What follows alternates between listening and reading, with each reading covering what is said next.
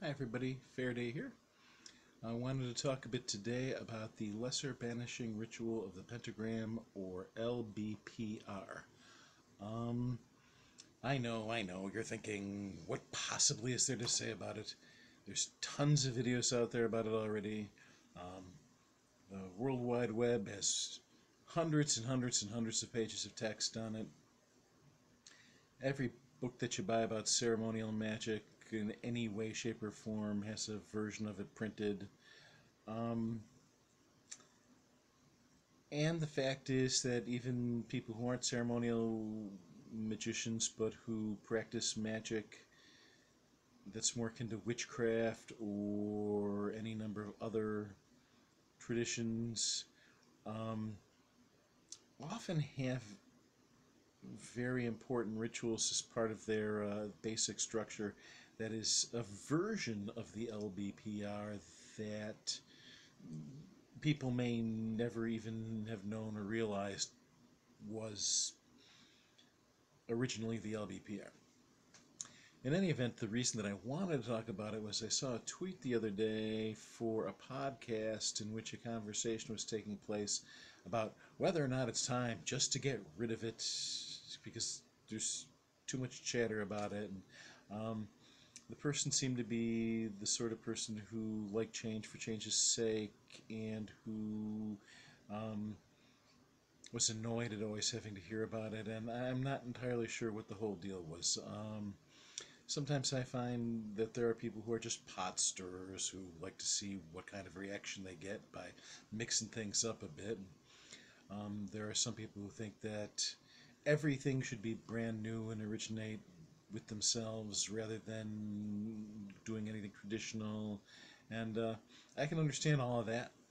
Um, but I wanted to talk a bit about um, the ritual's value above and beyond its basic initial meaning for most occultists. Um, when I just before, in the year before I was initiated into a magical order, my magic teacher had given me the LBPR and told me to do it twice a day. And I don't want to go through all the technical details about how to do it because, as I said, it's printed everywhere and it's just going over ground that everybody can find very easily or already knows. Um, for those people who might not have heard of it or know anything about it, generally speaking, it involves the beginning is a sort of a ritual within the ritual called the Kabbalistic Cross, in which you um, activate certain energy centers within yourself in the form of a cross, and um, you then proceed to move around the room or turn in a circle around your own axis um, and draw pentagrams in the air and chant the names of God that are traditional Kabbalistic names of God. It's very Judeo-Christian, and a lot of versions of it that I've seen and that people do and that is encouraged is to change those God names um, to something that's more in tune with your own religion, your own belief structure. Um, but for pure Kabbalistic purposes, it's less about chanting Judeo-Christian names of God and more with um, invoking certain energies related to Kabbalistic formula. Um, but you draw you draw a pentagram in each direction, in all four directions, and you chant the name of God, and this is followed by invoking the four archangels of the various directions, all of whom have an elemental attribute, earth, air, fire, and water. Um, and again, if the archangel is too Judeo-Christian for your own religious tastes or practices, people are encouraged to come up with some other entity or deity who represents that element, and then you do the Kabbalistic cross again. It's simple, it's easy to learn, it's easy to memorize. And it's a potent ritual, and that's one of the reasons why it was the basis of my practice at the beginning, and why there's so much written about it. It's easy, it's potent, um, and it's transformable. It's customizable to your own particular magic. Um, its basic sort of literal purpose, as the name would suggest, is banishing. It's it's extremely useful in as you walk around the room in a circle or turn in a circle around yourself. It's useful for the creation of a circle, and it's for the doing of your magic in, which is of course a symbol of infinity. You're placing yourself in the infinite. Um, the basic deal is to banish the space that you're working in and the area around it, making it sacred and clean for you to do your work in. And it works really well at that. Um, Over time, it can evolve into so much more. Um, it is a way to draw a circle and to put yourself into the infinite space. The chanting of the god names, um, and the expelling of the words of power of the god from your mouth in the direction to charge the pentagrams and then to flow back towards you with the energy of the deity is a way of invoking and taking on the deity. It's a form of theurgy. You become one with the deity. Um, the same with the archangel or other entity that you're using in place of the archangel, but or the element proper. Um, and it's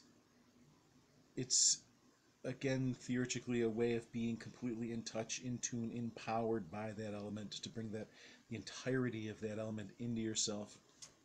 Um, in Kabbalistic practices, the various names have various formula about them, which you're also bringing in to yourself and invoking. Um, Kabbalistic cross becomes a way of bringing power from above through the body, um, horizontally and vertically. It's a way of raising energy to use in your magic. Um, as you can imagine, going around and drawing the pentagrams and chanting the god names and invoking this divine power and the archangelic power, again, empowers the magic that you're about to do. Um, Over time, that gets bigger. As you evolve as a user of magic, a practitioner of the craft, as your mind expands, you learn more about the elements, you learn more about the deities, and your mind can contain more of that invoked energy. So the ritual itself can become bigger. Um, you can start it by imagining yourself expanding to a larger size, even to the size of the entire universe, and then um, drawing that energy in, that infinite energy. Um, in Kabbalah, the elements take on a larger meaning as you expand your consciousness. It's the four Kabbalistic worlds, the divine fire, which is divinity and the origin of all sort of consciousness and thought, and the archangelic or the archetypal, which is where you would conceive of of deity that has form that we can relate to. Deity in the first world, in the fire world, is transcendental. In the water world, the second world, it's more of the form we're used to from tradition and myth. Um, in the third world, which is air, it becomes more intellectual, and we can picture it as the formation of the physical And then in the physical, it's us and the world we know, and the planets and the stars, and everything physical. Um, and so filling yourself with all of that becomes much more important than merely banishing and clearing the space. In some ways, the process of banishing and clearing space and drawing your circle is a duplication of the creation of the world. Within your own myth structure, you can picture yourself with deity within you reaching out and building the world. And you don't have to stick with building the world that we know. You can imagine the various elements combining in ways that are more in harmony with what you want to create with your magic. Um, it's an energy that it's a ritual that involves dealing with infinite forces.